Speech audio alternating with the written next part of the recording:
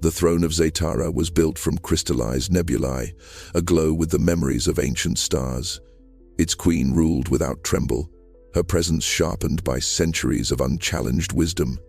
But today, her silence wasn't power, it was stunned disbelief, because at the center of her court, a lavender-skinned child clung to a human janitor and announced without shame or hesitation, "His tummy makes funny sounds when I hug it."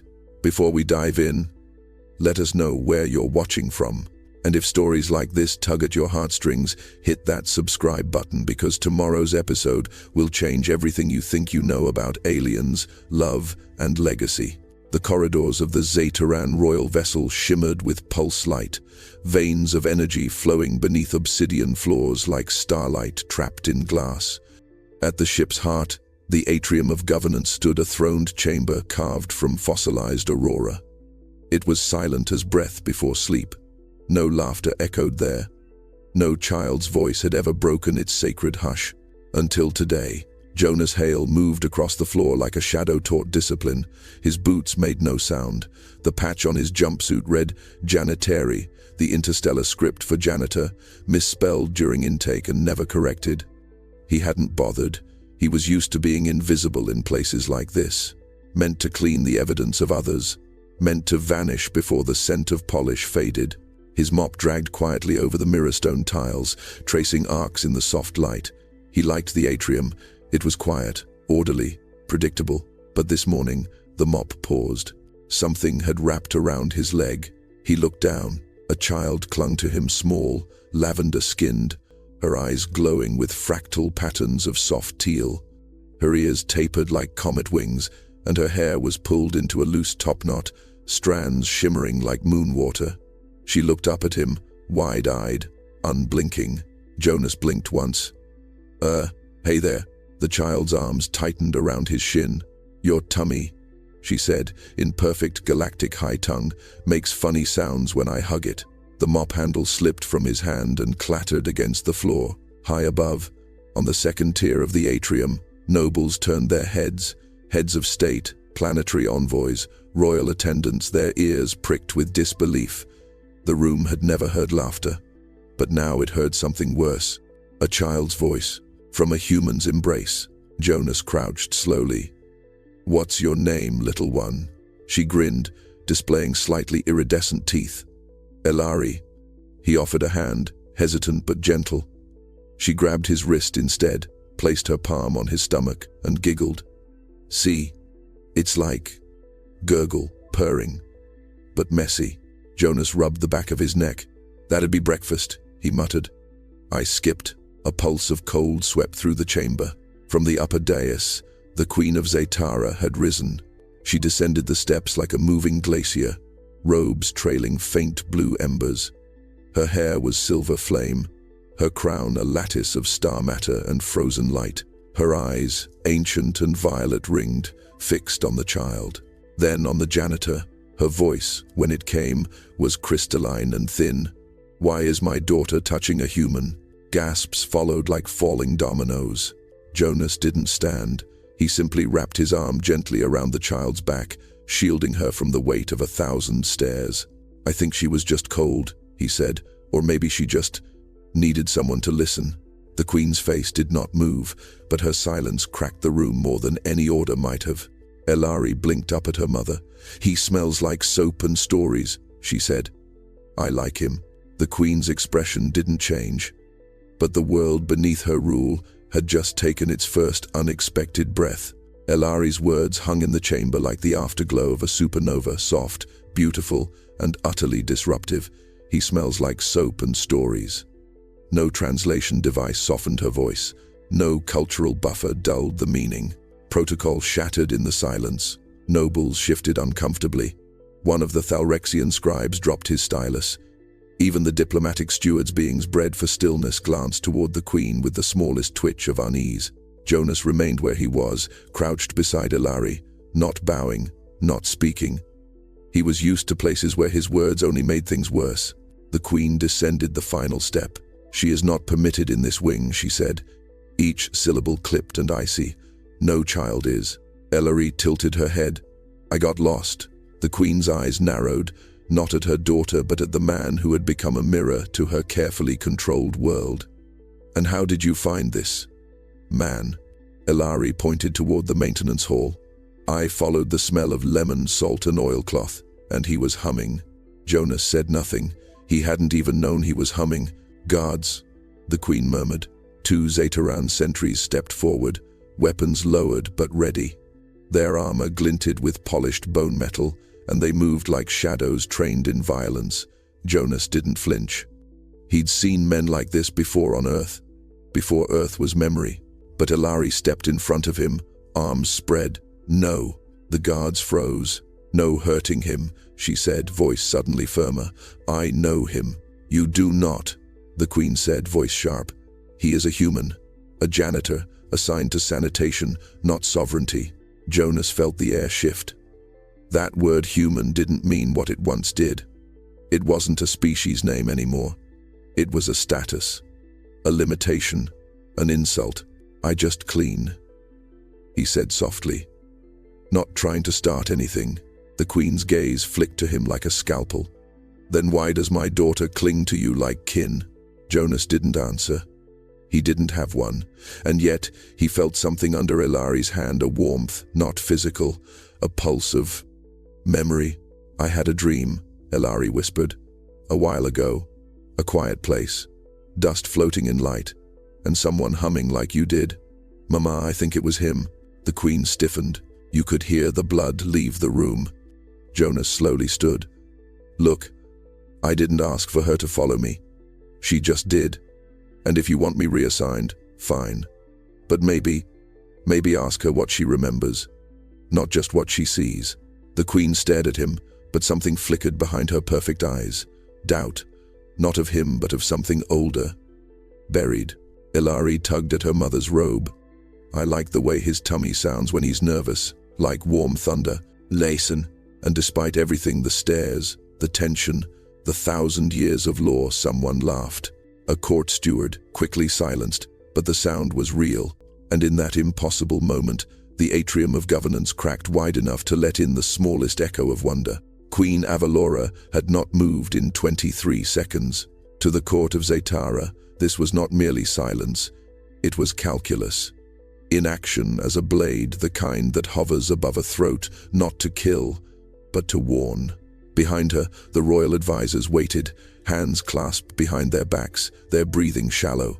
A single incorrect step here could unravel years of alliances, or worse, introduce unpredictability into a system engineered for control.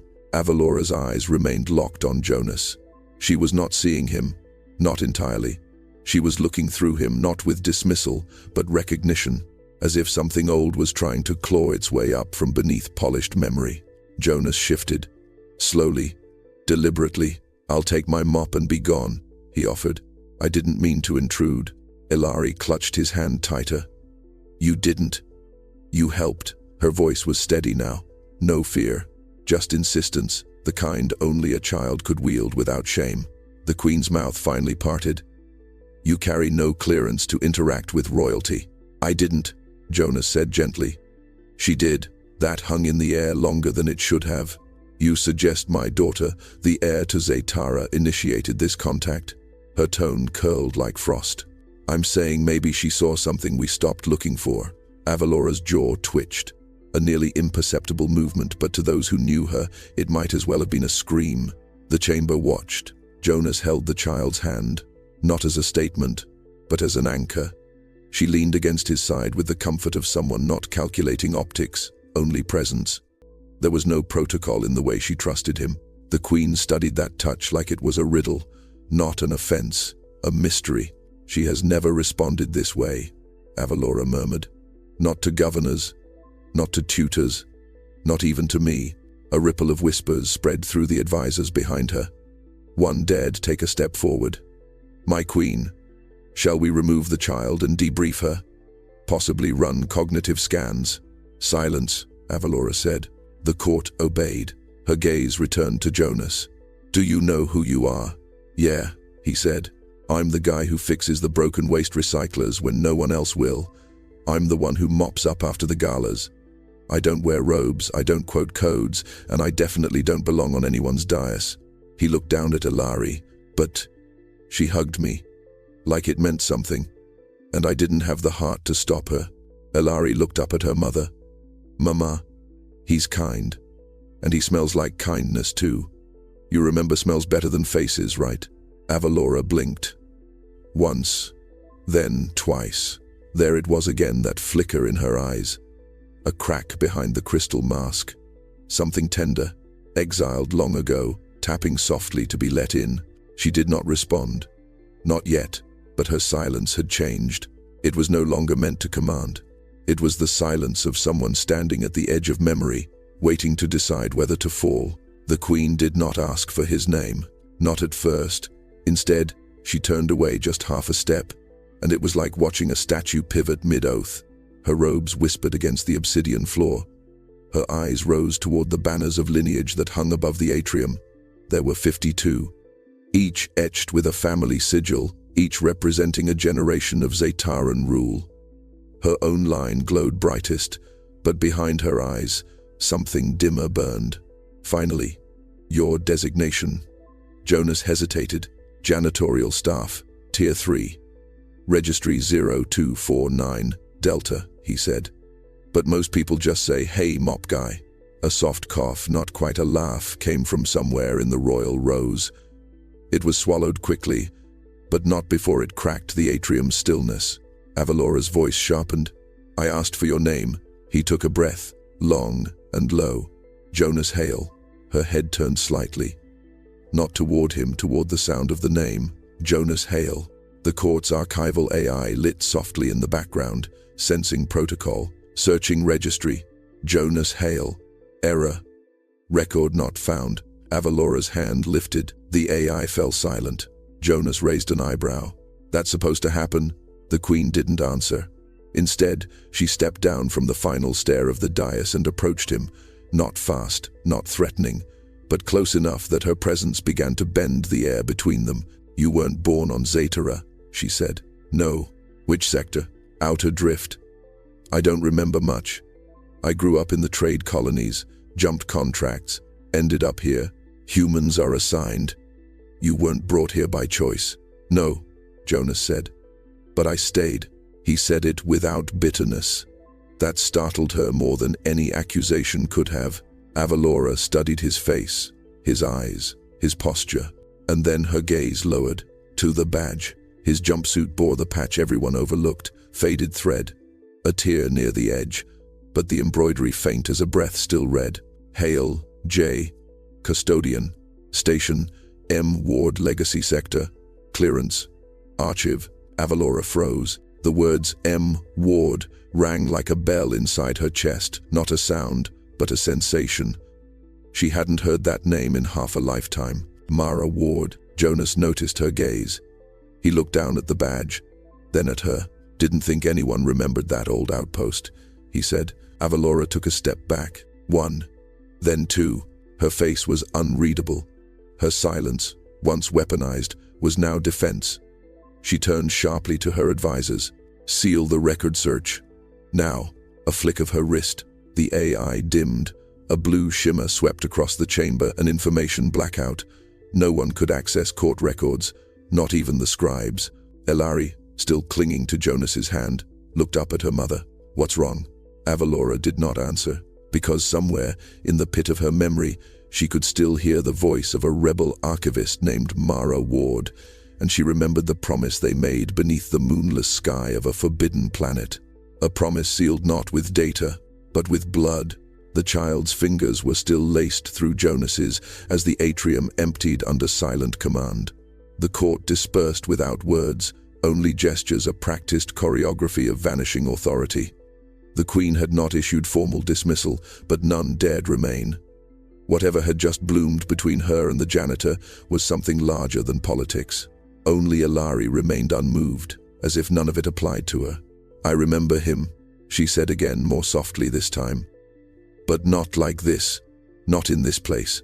Avalora stood a dozen paces away, staring at the floor as if it had betrayed her. Her hands were behind her back, stiff with control, but her breathing had changed. It was slower now. Uneven. Jonas said nothing. He let the silence breathe, the way you do with someone grieving or remembering. "Children dream," the Queen said finally. "Sometimes," Jonas replied. "But sometimes they remember things no one tells them." Avalora's gaze snapped to his. Her stare could wither storms, but Jonas didn't flinch. He met it not as a challenge, but as a man simply refusing to look away anymore. Ellery tugged at her mother's robe. "Do you remember, Mama? When I told you I dreamed of the place with the spinning moons and the white cave, the one where a lady sang in old words?" The Queen didn't answer, not aloud, because she remembered. A lullaby sung in a forgotten tongue, a white cavern beneath a desert world, and a woman with ash-black hair who smelled of iron and ink and kept secrets like jewels. Mara Ward. "I was barely more than a princess then," Avalora said as if to herself, "before the throne, before the silence." She looked at Jonas again, but this time not with suspicion, with calculation. "What are you to her?" she asked. "I mop the floors," Jonas said. "And I don't let kids cry alone." "That's not an answer. It's the only one I've got." Elari pressed her forehead against his side, comforted by something wordless. Then she whispered, "He smells like books that haven't been opened in a long time, and burnt sugar, and—" She paused. "Home." The Queen blinked. Her composure rippled just faintly, as if something had reached through her ribcage and tugged. She stepped forward. "Let me see your arm." Jonas hesitated. "You think I'll hurt you?" Avalora asked. "I think you're deciding whether to." The moment held. Then slowly, Jonas rolled up the sleeve of his jumpsuit. The skin of his inner forearm was calloused from work, but near the elbow, beneath faded ink scars, lay something older. A birthmark, no, not quite. A symbol. 3 crescent lines interwoven, the mark of the custodian's pact. Avalora stared. That same mark had once been drawn in ash, years ago, on her own belly by Mara's hand in a vow neither of them ever dared explain to the court. "Elari," she whispered. The child looked up and smiled. The hum of the engineering bay was different from the rest of the ship. It was older, rougher, not meant for polished shoes or political ceremony. Here, machines breathed, pipes hissed with condensation, data cables pulsed with raw code. It was the bowels of the royal vessel, and like most intestines, it was ignored unless something failed, which made it the perfect place for someone like Jonas. He moved with the familiarity of repetition, weaving between conduits and generator cores. His bucket clanked faintly against his hip, mop bundled beneath one arm. But today, he wasn't here to clean. He was here to listen. A repair panel had been malfunctioning for weeks. The techs filed tickets, ignored them, filed again. No one wanted to crawl behind the walls to fix it. Jonas had volunteered. Now he sat cross-legged in the crawl space behind generator 9 amperes, cradling a data drive in his lap. It was ancient, not Zateran tech. Older, human-made, but refined with alien overlay. Most wouldn't recognize it. Most would mistake it for trash. Jonas didn't. He traced the edge of the casing with a cloth, his thumb brushing across the surface until it found a faint notch, a memory lock groove, keyed to warmth and motion. He angled his thumb, pressed. Click. The drive hissed open. Inside, the hollow glyphs flickered erratically, like trying to wake after too many dreams. But then, a pattern surged, concentric rings spiraling inward, each etched with meridian symbols. He hadn't seen those symbols since he was a boy, since she had shown him. Mara, his aunt, his mother, his guardian. She'd never clarified. She'd only called herself Keeper. And now, something whispered again from the coil of the drive, not in voice, but in light. A small triangular file pulsed. He tapped it. A projection bloomed, low and flickering. A woman's face, not a recording, not an image. A memory. She stood in a white cavern, cloak wrapped tight against wind. Her eyes were wet, but her smile steady. "If this is you, Jonas," she said, "then the pact held. And if the pact held, she's still watching, even if she won't admit it yet." Jonas closed his eyes, heart pressing against his ribs. "You were always meant to return," the memory continued. "Not to rule, not to fight, but to remind." The projection faded. He sat there a long while after it ended, then a soft voice behind him. "What's that?" Jonas turned. Ilari crouched at the edge of the crawl space, arms wrapped around her knees. "I wasn't following you," she said. "I was just walking where it felt warm." He nodded. "Was that your dream?" she asked. He shook his head. "That was hers." "Did she love my mom?" He didn't answer. He just reached over and gently set the drive into her small hands. "Ask her yourself." And behind the walls of Zatara's royal ship, the ghosts of past truths began to stir. Queen Avalora stood alone in the memory vault. The chamber was sealed to all but her DNA signature and the ship's core breath. Its walls were forged from mind glass, a mineral that held memories like dew held starlight. The floor pulsed faintly with stored resonance. Every footstep awakened echoes long sealed. She hadn't come here in years, not since the day she let her heart calcify beneath the weight of duty. Avalora stepped into the center of the chamber. Her reflection surrounded her not in mirrors, but in impressions. Ghosts woven from light. She waved her fingers slowly in the air, and the glass around her responded. With names, with faces, with her past. She flicked past the tutors, the coronation speeches, the endless councils, deeper, into the archive's shadowed root. There, buried behind 32 layers of restriction, she found the one file she had sworn never to open again. Entry: Ward Mera. Tag: Prohibited. Class: Heart. She touched the glyph, and memory broke open. The vault's walls flooded with a younger Avalora, not yet queen, not yet steel. She laughed in a grainy projection, barefoot in the white cave on Athea Minor. The woman beside her was earthborn, wild-haired and dark-eyed, with a voice like ink poured into wind. "Mara." Avalora reached out. Her fingers brushed only light, but it shook her.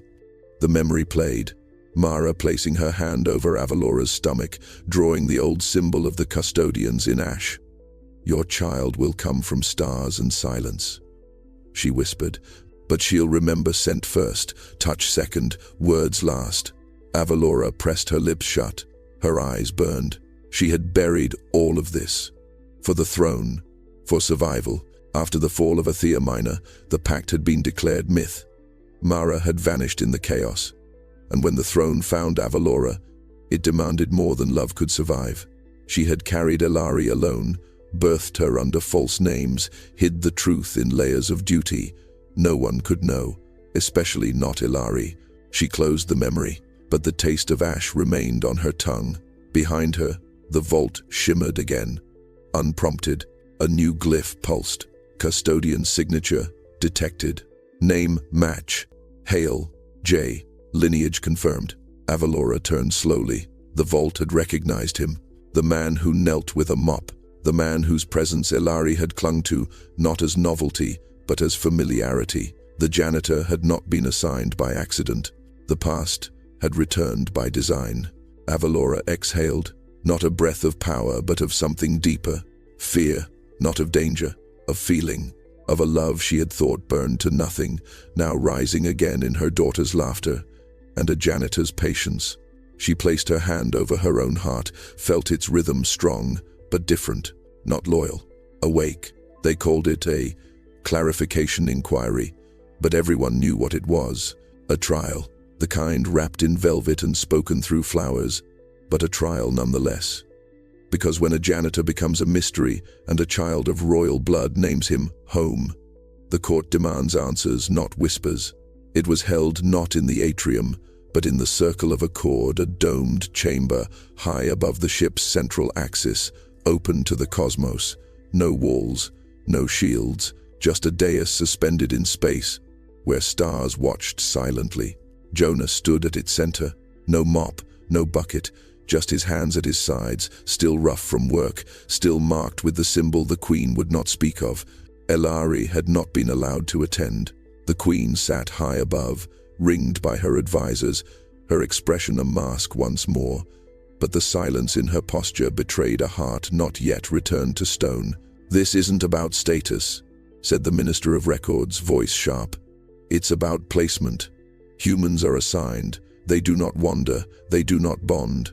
A murmur of agreement rippled through the tears. "And yet," said the Minister of Bloodlines, "the child claims memory. The Queen will not confirm. The male's records are missing." "Convenient," someone said. "I didn't delete them," Jonas said quietly. "They were never entered right to begin with. Most humans in outer drift colonies weren't logged properly. We were just there, then not. Is that a confession of vagueness or of design?" The records minister snapped. Jonas said nothing. Above, the Queen's eyes remained locked on him. She had not spoken since entering the chamber. One of the younger nobles, pale-scaled, barely out of apprenticeship, leaned forward. "There is a way to test," she said. "If the child's memory is true, then the vault will respond again." "You'd make a child the proof of his presence?" asked another. "We have made children the cost of silence before," the young noble replied. "At least this time she might be heard." Jonas looked up. "No." The chamber quieted. "She's not a witness," he said. "She's a kid. She doesn't owe you proof. Neither do I." "Then why are you here?" barked the Bloodlines minister. "Why endure this spectacle?" Jonas hesitated, then lifted his eyes to Avalora. "I'm here," he said, "because I made a promise. To someone who loved your queen before she became your queen. Someone who knew that truth would rot if left buried. And your proof?" The minister pressed. Jonas reached into his pocket, pulled out a thin cloth, unfolded it. It bore a symbol drawn in faded cleaning solution. 3 crescents, intersecting, not embroidered, not carved, washed in. It had been beneath every stain he scrubbed for years. Waiting, watching, the court leaned forward. And the Queen, she closed her eyes, because she remembered that cloth. She remembered when Mara gave it to her and said, "When the world forgets what matters, this is how it will return." The court stared at the cloth as if it might catch fire. It didn't glow. It didn't sing. It was ordinary, frayed, discolored, clearly worn. But the symbol soaked into its weave stirred something older than ceremony. It wasn't a sigil of conquest. It wasn't a seal of title. It was the mark of the custodians, a pact, inked not on scrolls, but into soil, stone, and skin. The ministers conferred in hushed tones. "Forgery," one said. "Sentimental trickery." But the Queen didn't speak, because she knew what lay beneath the surface of that cloth. She'd traced it once with her own hand, in the white cavern, on the belly of the woman she loved. Not to brand her, but to remember her. "Remove your collar," said the Minister of Bloodlines. Jonas blinked. "What? Your uniform?" The minister continued. "There are markers embedded beneath the skin of every human assigned to royal vessels. DNA trace. Chemical code. Show us yours." Jonas looked to Avalora. She didn't move, didn't nod, didn't stop it. He reached up, unsnapped the collar, peeled the fabric back. The court leaned forward, and there, just beneath the edge of his collarbone, visible only under ultraviolet court light, a mark pulsed faintly, a triangle of 3 crescents, one broken, one whole, one crossed by a falling star. It was not a barcode, not a registry code. It was the mark of the first custodians, the ancient order sworn to carry lost oaths across generations, the keepers of pacts made before empires learned to write. "Impossible," whispered a senior archivist. "That language predates Zeta and unification." The court shivered. "Who gave you that?" the minister asked. Jonas's voice was low. "It's not something given. It's something kept." Silence followed. Then, "You claim a legacy of myth," spat the minister. "This proves nothing." "Then let the vault speak," came a voice from above. It wasn't Jonas. It wasn't Avalora. It was Ilari. She stood just outside the chamber, flanked by stunned guards who had failed to keep her out. Her small hands were clenched. Her glow, usually soft, now pulsed with sharp, deliberate rhythm. "I dreamed about that mark before I saw it," she said. "I knew it. I used to draw it with my finger in the condensation on my nursery window." The court shifted. "That's not memory," someone argued. "It is if it hurts when you don't say it," she replied. She stepped forward, held up a square of her own, a page torn from her drawing book. The same symbol, same angles, same falling star. Avalora's breath caught, because that drawing had once sat on her desk. She'd thrown it away, and Ilari had drawn it again, and again, and again. Jonas met Avalora's eyes. "She knows," he said. "Because someone kept the fire lit when everything else went dark, and in the shadow of power the light of memory grew." The court didn't breathe.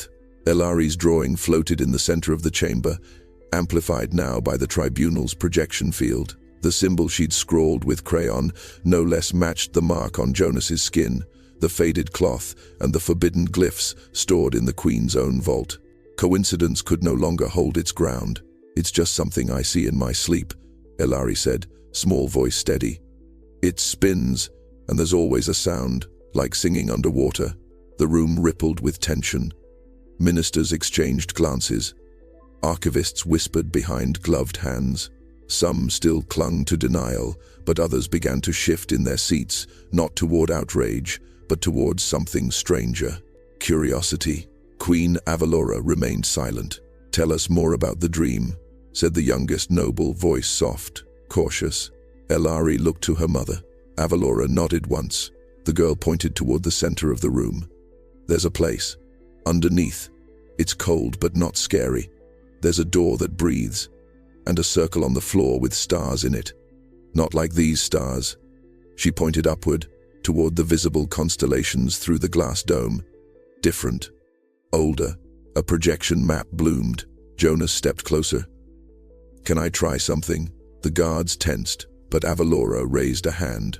Jonas knelt beside the projection and began to move his hands across the display, aligning angles the way someone aligns a compass to muscle memory. It wasn't science, not exactly. It was intuition passed through generations of forgotten keepers. The shapes in the hologram twisted, rotated, locked. A pulse of light surged. The ship shuddered faintly. From deep below the tribunal chamber, something old awakened. A sound like grinding stone echoed up through the floor. The ministers leapt to their feet. "Explain this," barked the bloodline minister. "What mechanism did you activate?" But the ship answered before Jonas could. A new voice, ancient, mechanical, and genderless, rang from the chamber's edge. "Custodial access acknowledged." The floor beneath them shimmered. A new path appeared, not holographic, but physical. A spiral stair, hidden for centuries, emerged from beneath the tribunal's centerpiece. Ilari clapped her hands. "That's the way. That's the breathing door." Jonas stood slowly. "I didn't know it would do that," he said. "But she did." Avalora descended the dais. Her steps were careful now, deliberate. Her voice, when she spoke, was no longer edged with suspicion. It was quieter. "What is down there?" she asked. Jonas looked at her. "Something you loved once." The court stiffened. But Avalora didn't flinch. She looked to Ilari. "Show me." The child took her mother's hand in one of hers, and Jonas's in the other. The three of them stepped toward the spiral stair. As behind them, the court watched history turn itself inside out. Not with blood, but with memory. The staircase descended far deeper than the ship's official schematics allowed. Cold air whispered along the walls, dry and metallic, untouched by systems, filtered only by time. Ilari's footsteps echoed lightly ahead, her glow pulsing with a rhythm not taught but remembered. She was humming now, a tune so old even Avalora didn't recognize it until she did. It was the lullaby Mara used to sing. Avalora's chest tightened. Jonas walked behind them, fingers brushing the corridor's ribs. He could feel the custodian's sigils etched in the stone, faint, recessed, smoothed by centuries of breath. The markings weren't just decoration, they were warnings, they were vows. "This is impossible," Avalora whispered. "I designed this ship. I oversaw its core architecture. You oversaw what they showed you," Jonas replied. "This part was already here." They reached the vault. It was nothing like the polished elegance above. No crystal, no light ore, just smooth black stone, spiraled with veins of amber resin. In the center, a door, circular, seamless. Ilari stepped forward, laid her small hand on it. It exhaled. The door shimmered, then peeled open like a blooming flower. The room inside was round, domed, and silent. Dust floated in static light. No guards, no AI, just stone. At the center stood a low platform, and on it, a single relic, a bound volume. Its cover was made of star hide, inked with the same sigil Ilari had drawn, 3 crescents, one broken, one whole, one crossed by a falling star. Avalora moved toward it slowly. Her hand trembled as she reached out. "You recognize it?" Jonas said. "Yes," Avalora breathed. "Because I helped bind it." Jonas said nothing. He didn't need to. The Queen opened the book. Inside were oaths, not just text but living contracts, written in the calligraphy of Meridian law.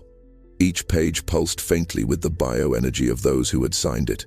Avalora turned the pages with reverence, eyes darting across names long thought myth. And then she stopped. Her breath caught. The final signature was scrawled in human ink, thin and fast, like it had been written in a storm. Mara Ward. Below it, in smaller writing, "For Ilari. To be remembered by the ones who will not forget." Avalora touched the ink. It was dry, but her fingers came away warm. She closed the book and looked at Jonas. "You were never meant to be a janitor." He shook his head. "No, I was meant to keep the fire lit until someone was ready to see by it again." Ilari looked between them. "Is she my other mother?" Avalora knelt beside her. "Yes," she whispered. She was. Jonas stepped back, gave them space. His job wasn't to take the moment. It was to hold it, the way keepers always had. He reached up, ran his fingers over a panel near the door. A light bloomed across the vault, a quiet, golden web of names and oaths and lost songs. The court above wouldn't know what to do with it, but Avalora would, because the part of her that once believed now remembered. The vault doors stayed open longer than anyone expected. By the time Avalora, Ilari, and Jonas returned to the tribunal chamber, the ministers were still in session, but they no longer held the center of gravity. Whispers swarmed the upper tiers. Some had reviewed emergency schematics. Others had tried and failed to access the newly uncovered subdeck. Even the AI refused to process it. Now the Queen stood before them, not taller, not louder, but changed. Ilari stood beside her, one hand still looped loosely around Jonas's fingers. He didn't hold it tight. He didn't need to. She wasn't afraid anymore. The bloodline minister stepped forward. "Well?" Avalora met his gaze. "There is a vault beneath this ship." Murmurs surged. "It predates this throne. It contains oaths bound not by conquest, but by covenant." The ministers recoiled. "You would allow this man to rewrite history?" the archivist barked. "No," the Queen said. "He didn't rewrite it. He preserved it." "And what of the child?" asked a senator. "She touched forbidden doors. She is heir, and she remembers things she shouldn't." "She remembers because she is meant to," Avalora said. Her voice wasn't raised, but it struck the chamber cleanly. "She is the child of 2 legacies, and we will not silence that truth just because it makes you uncomfortable." The room stirred. A power shift was happening, not through decree, but recognition. Avalora turned to Jonas. "You kept a promise." He nodded. "Someone had to." "She thought you died," Avalora whispered. "After the cave. After the war." "I did, in a way," he said. "But I came back. Because she asked me to." Avalora looked at Ilari. The girl's glow had softened, no longer pulsing with tension. She looked up at her mother, waiting. "Do you still want him to stay?" Avalora asked her. Ilari didn't hesitate. "Yes." "Why?" "Because he doesn't ask me to be anything. He just listens." Avalora's throat tightened. How long had she trained her daughter to perform? To posture? To follow perfect steps under impossible light? The ministers were already scrambling for control, offering compromises, procedural delays. Put the child under review, reassign the human to lower decks, quarantine the vault until proper translation. Avalora raised a single hand. "Silence. I am not issuing a decree today," she said. "I am offering a decision." "To whom?" the ministers asked. Confused, she turned to Ilari. "To her." The girl blinked. "You are old enough to feel truth," Avalora said. "Too young to be ruled by fear. What do you want?" Ilari looked around. At the court, at her mother, at Jonas. Then she stepped forward, unshaking. "I want to learn who I am, not just the crown, not just the blood, both, and I want him there. Not because he's magic, but because he remembers me, even when I didn't remember myself." A silence fell. Not fearful, not stunned, humbled, the kind of silence that comes when a room realizes it has been watching the wrong thing all along. Jonas Hale returned to the maintenance wing the next morning. He arrived before first light, as always. The halls were still quiet, just the soft hum of the ship's breathing systems and the low rhythm of the artificial tides beneath its hull. The mop was where he'd left it. The bucket too. A little dented, a little worn, but exactly as it had always been. He rolled up his sleeves and began to work. He didn't do it to prove anything. That was never the point. He cleaned because someone had to, because clarity required effort, because dignity wasn't measured in titles, but in how you treated the places others forgot. Halfway through his shift, footsteps echoed behind him. He didn't turn. "I was hoping you'd stay," said Avalora's voice. Jonas wrung out the mop. "You ordered it?" he asked without looking. "No," she said. She did. He finally turned. Avalora stood beside Ilari, who was dressed in royal blue but still barefoot, as she preferred. She carried a small cloth bundle in her hands. "We went back to the vault," Ilari said. Jonas arched a brow. "I wanted to leave something," she continued. "Something for next time." She stepped forward and unfolded the bundle. Inside was a small metal clasp, brushed silver with 3 crescents carved into its face. The same mark as before. "I had it made," she said shyly. "So people remember." Jonas knelt beside her. "You want me to wear it?" "No," she said. "I want you to hide it. Somewhere strange. Somewhere nobody would think to look. That way, when the galaxy forgets again, someone like you will find it." He smiled.